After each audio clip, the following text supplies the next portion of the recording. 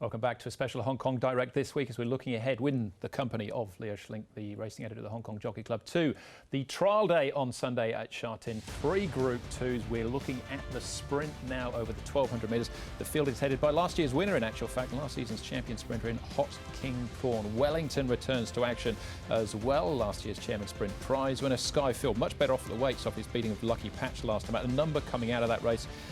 Also Stronger, who finished in 3rd, Super Wealthy, who finished 2nd in that race, Courier Wonder, who tasted defeat for the first time behind Lucky Patch last time out, and Naboo Attack got no luck on his last start. Zach Purton will ride him from barrier number 9. Well, before we dive into the race in a little bit more detail and get Leo's thoughts as well, very pleased to say we're joined on the line by Wellington's trainer in Richard Gibson. Richard, thanks for your time, and I'm sure, like the rest of us, you're excited just to see him back on the track. Of course, the last time we saw him was that brilliant win in the Chairman's Trophy at the back end of last season. Yeah, absolutely. You know, it's a long, 7 months is a long time out of a racing career, and we're really looking forward to having him back on the track and see what he can do.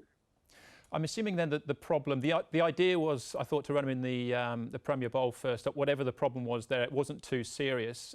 Does that change your approach though, heading into this weekend? Have you had to mix the training up a little bit? Well, I think I described it as a niggle at the time. It got quite sort of complicated issues, but we're happy where we're at now. We had a sort of interrupted early preparation, but he's really starting to fire now, and looking forward to seeing him on the track. And as far as his trials and his track work are concerned, he's looked very strong in all that. So he's answered all of your questions so far. Yeah, absolutely. Horse first up after 7 months is always a question mark against horses which have run recently. But we're happy where we're at the moment. And I think whatever happens on Sunday, I think he'll improve 3 weeks later. Yeah, so that's obviously the end game, or is at this point of time anyway, HKR, the sprint's on International Day, 3 weeks away. But you'd be more than hopeful, I'm assuming, of a prominent display this weekend. Yeah, looking forward to the race. We're obviously up against the sprinter of the year, Hot King Prawn.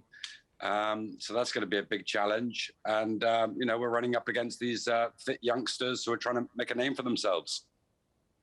And I know, without looking too far down the track, one step at a time sort of thing, but the sprinting program here in Hong Kong sort of picks itself to a certain extent. Have you thought about what might happen later on in this season? Any possible international targets? Wellington's, we've had quite a sort of interrupted career with him, so I never look too far ahead with Wellington, and we'll just kind of take one race one race at a time, really. All right, well, that next race is on Sunday in the Jockey Club Sprint. Best of luck with that, Richard. We look forward to see what he can do. And thanks, then Andrew. Essentially back in December as well. Yeah, excellent. Much looking forward to the challenge ahead. So Wellington back, Leo, great to have him back as well. And as Richard's saying, race by race with him. But I think, my own personal opinion, he is a genuine Group 1 horse in the making. Absolutely. Well, he's already got a Group 1, hasn't he, to his name? Absolutely. But on International Day, I think he's one of our biggest challenges. He's going to be one of the real contenders, and we know he flies first up. He's got 6 wins over 1,200 metres. He's the quality horse in the race, along with Hot King Prawn. Fascinating look at the clash of generations here with Courier Wonder and those types of horses coming through, but it's really good to see Wellington back. Yeah, and just 5 as well. He's relatively light race, I suppose. 10 starts, and he's won 7 of them. Hot King Prawn, though, we can't rule the champion out, can we? The returning champion sprinter from last year, and he won this race as well last year. He did, and he's a horse who also flies first up, and we know he's in a great stable. Quality horse, can't be ignored, and again, he's going to be the testing material for this younger generation. Big opportunity for Wagner Borges as well. If were he to win, then potentially keeps the ride on International. That'd be huge for him. The Premier Bowl, though, is the key form race coming into this race of what we've seen so far, with Lucky Patch winning. Can he hold off the horses that were behind him again last time? I'm not sure. I think that this is obviously a huge test for him, and Zach Purton takes a ride on Naboo Attack, which for me was a telling move. Yeah. Skyfield as well, a horse like him, he's 11 pounds better off at the weights coming out of Handicap Company. That's certainly got to be a plus in his favour. Capable of devastating sectionals as well, and I think if Blake can put him to sleep, gets a nice run in transit and then lets him unload, he could be very interesting at the finish. Yeah, just back actually to Naboo Attack while I think about it. You'd imagine after his last 2 starts, when he's been unlucky and running tied up on the inside, they're just going to try and take luck out of the equation here, pull him wide and just let him rip, won't they? I think that inside runs for Nabu Attack just doesn't work.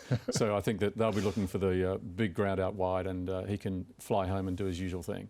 Okay, well again, we'll just hold off your final selection there as far as the sprint is concerned in a moment or so, as we move on now to the Cup, the final race as far as the trials are concerned, which is race number 8 with Panfield, who was brilliant first up in the Oriental Watch Sha Tin Trophy. That was over a mile, now up to the 2,000 metres, beating a few of these horses last time as well. Carrying Star's interesting up in trip. Columbus County was 4th to Panfield, and then down the field in the ladies' purse last time out. Glorious Dragon, no luck at all on his last 2 starts. Russian Emperor, Savvy 9 coming up in class, and Reliable Team, who we assume will roll forward from barrier number 2. He was a huge run himself in the ladies' purse, only beaten a neck by Tourbillon Diamond into 3rd place. Before, though, we have a look at those in a little bit more detail. Mark McNamara has picked out one horse he thinks could be a key runner on Sunday.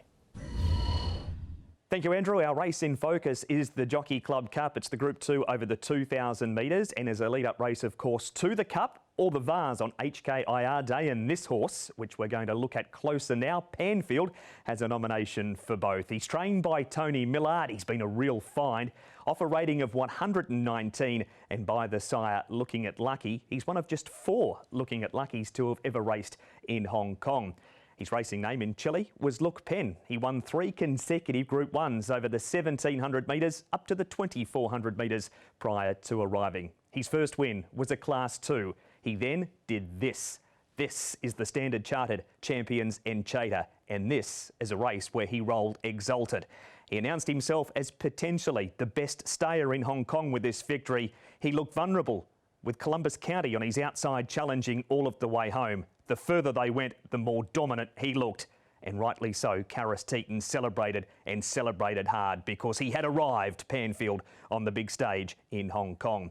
Back to 1,600 metres, a shorter distance than he'd ever raced since arriving in the territory. He was supposed to run home nicely for a 4th and a 5th. Nobody told Panfield that, because he came out in a beautiful Karis Teeton ride to win, and an ominous warning going forward as he steps up in trip this week. He beats Precious Ship and a classy field, including subsequent winner in Tourbillon Diamond. The man that's been on board for 2 rides for 2 wins will partner him again this Sunday. Karis Teeton is that jockey. 15 rides this season, so he's off to a good start with over 40 placings to his credit and a strike rate of just under 9%. Combine him with Tony Millard, they're just over 8% together and already have a good strike rate this season as well, with 53 wins between them overall. He's been a good boy, haven't you, Panfield? Good boy. Andrew, we thought we'd bring him a present leading into Sunday to wish him the best of luck.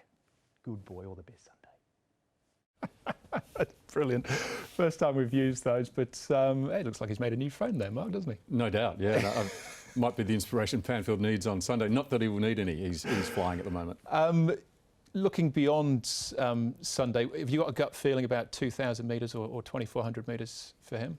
I think 2,400 metres. I think that's his ideal distance, and he showed that he's a really tough stayer, and he showed that last year with his Group 1, that the further they go, the better he gets. And he is the heir apparent, isn't he, to the staying crown, if that's what we're going to call it here in Hong Kong? Yeah, I think he's already there. I think now he's there, and I think for him to come back and win first up over a mile was a fantastic training performance by Tony Millard, and also obviously by the horse, and he's getting to his right distance range now.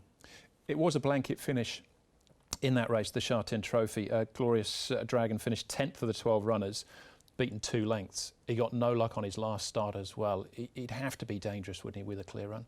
If he can get the clear run, that's going to be the thing, and just hope Zach can find it this time for connections, because he's simply had no luck at all. Yeah, OK. Well, he's trained by Francis Lloyd, so we can hear from Francis and get his thoughts heading into the weekend.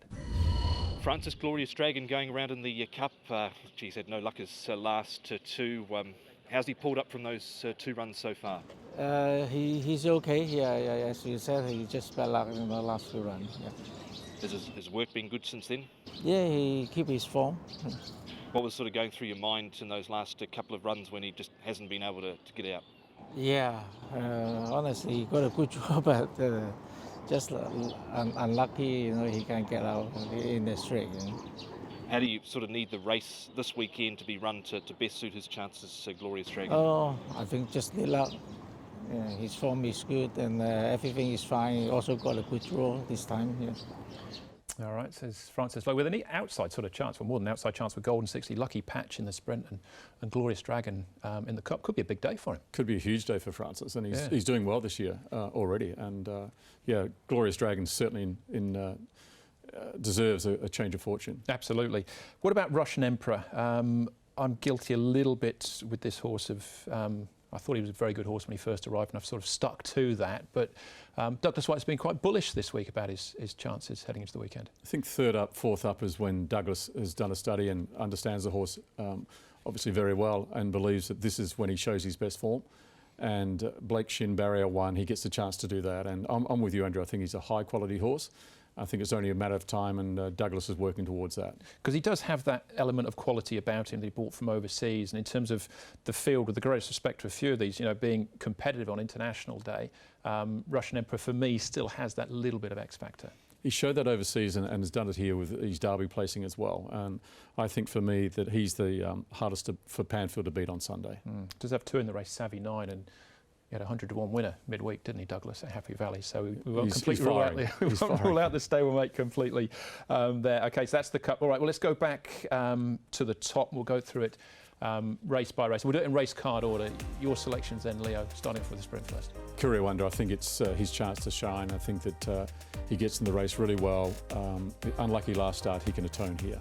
A Golden 60, very hard to oppose, isn't it? He is. I think every way you look at it, his record over the trip, his trial form, everything points to the obvious, and we know that racing is full of surprises. I don't think we'll see one here. And Panfield, do you think he takes another step along the way to glory? Out to an even more suitable trip, and I think that Tony Millard and Karis Teeton get another winner together. All right, there you go. There's Leo's selections for the 3 feature races over the weekend. As far as the next few weeks are concerned for us, well, of course, it's Jockey Club Trial Day on Sunday, back to Happy Valley on Wednesday night, and then the Chevalier Cup a week on Sunday, which will just put us a couple of weeks away from the big one, back at Sha Tin, the second Sunday in December.